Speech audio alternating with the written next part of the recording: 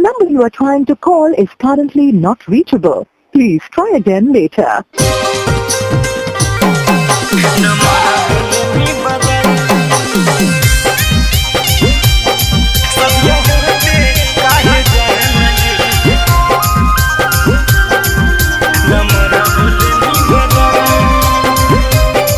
Bholenath recording studio बानावर बिशनगंज।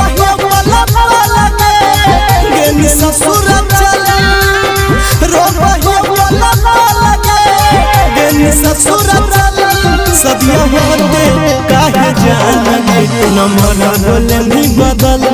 सदिया होते काहे जानेंगे नंबर बोले नहीं बदल रोबा वाला लगे गेनी ससुरत रोबा वाला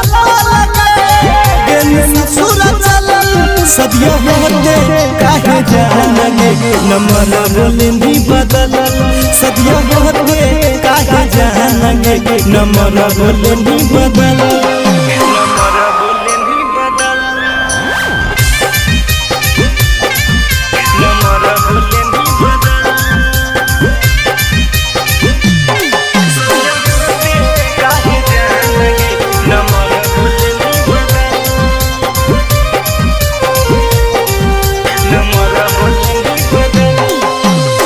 खैले हन कसम तूता जाके मंदिर में आगिया लगा के गनी हमर तू दिल हे जा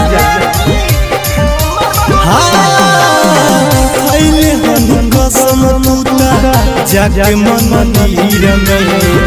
आगिया लगा के गनी हमर तू दिल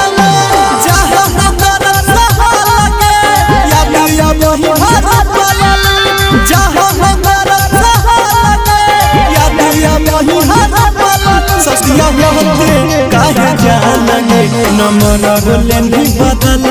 सदिया होते काहे जानेंगे नंबर बोले नहीं बदल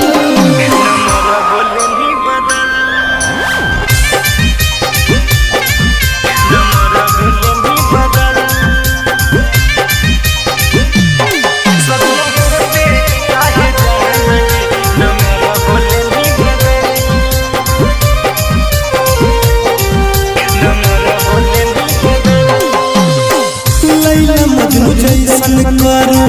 हानि हमसे प्यार गए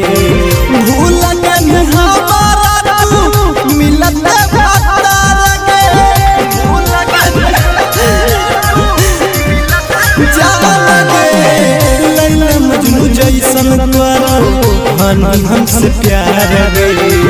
भूल गए हमारा तू मिलत बातार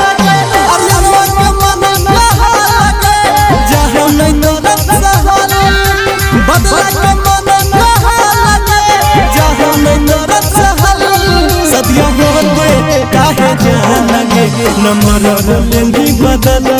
सदिया होते काहे जानेंगे नंबर बोले नहीं बदल